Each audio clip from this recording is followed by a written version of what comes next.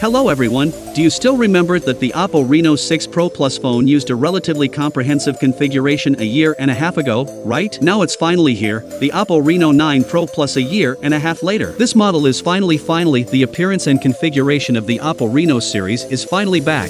This is Oppo Reno 9 Pro Plus. Gold color. Let's talk about the material part first. The back is glass and the middle frame is also metal, so its overall material definitely belongs to this flagship material. Well, the camera design is welcome. On the whole, although it is a continuation of the previous generation design, it looks very familiar, right? The material is also metal. I licked it with my tongue and it was very cold. It is a brand new gold silk glass design. You can see that it looks like a gold thread pattern in this glass. After logging in, you can send a single order. It is very elegant and beautiful. It is a bit like this kind of sunlight shining on it. This gold color is also the main color. The thickness of the whole device is 7.9 millimeters and the weight is 192 grams. If you hold it in your hand, it is just right. No more, no less, and the overall back. The material is also round, very smooth. What about the metal part of the camera we just mentioned? In fact, the transition between the middle frame and the middle frame is still relatively perfect. This point is actually inherited from the previous generation. Of course, this design feels familiar no matter how you look at it. Next to the camera is also printed the logo of a chip like Maria X. We will talk about this later. The screen of Oppo Reno 9 Pro Plus uses a 6.7-inch OLED. Then it supports a high-frequency PMW dimming of 2160 Hz and the refresh rate is 120 Hz. Needless to say, what about the surrounding frame? As you can see, it is more reasonable. There are not too many surprises.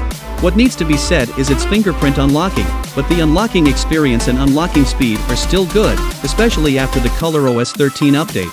Its overall vibration animation and this effect can be seen. Indeed, I think the fingerprint experience is very good. In addition, the dynamic wallpaper I picked at random is quite beautiful. The optimization of the front camera in previous generations of the Reno series is also great. So let's talk about its front camera this time. Its front camera is a 32-megapixel IMX709. This CMOS supports AF autofocus and RGBW array. There are still many kinds of beauty makeup. You can choose according to your own preferences. More to say, its watermark is really good. There are such large magazines. Because there are no models, I personally took a few long shots. I think it's okay. Better than a real person. I think that's enough, right? Then when you need to shoot, in fact, there are many scenes that are drawn under low light, so you will despise it. Because of its RGBW overall performance, the brightening effect in low light is still good. There are 3 rear cameras. The main camera is the 50-megapixel IMX890. It is attached with an OIS optical anti-slip. In addition, it is an 8-megapixel ultra-wide lens and a 2-megapixel macro tactical lens. Because I was running out of time, I took some night scene photos. You can take a first look. The overall shooting experience is good. After all, its processor is a flagship processor. Then the Dimensity processor was used in the previous generations, so sometimes the photos taken will be indescribable. But this time, after switching to Snapdragon 8 Plus, you will feel that the overall photos are outstanding. The film rate is higher, especially in terms of color. So what you feel is that the depth of the night scene is still very strong. So now let's briefly talk about the Mariana X chip,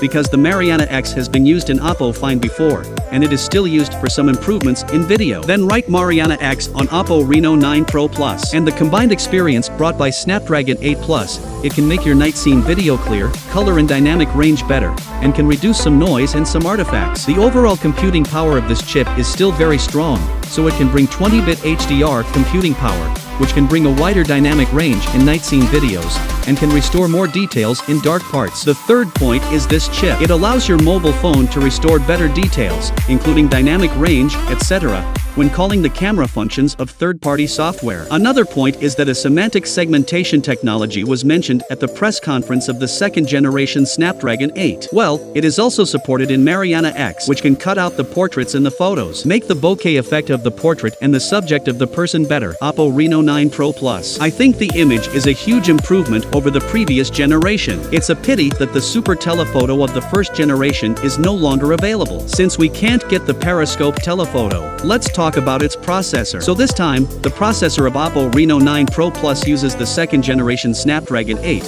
but the main frequency of the Snapdragon 8 Plus is slightly lower. You can understand it as the Snapdragon 8 manufactured by TSMC's 4nm processor. AnTuTu has run the score several times in a row.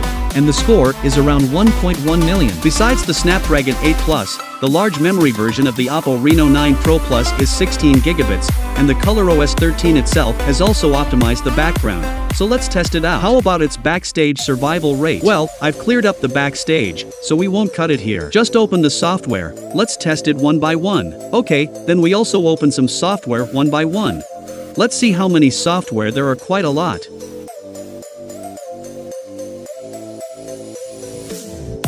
Now let's go back to the first one to see if it has been destroyed or not. It's still there.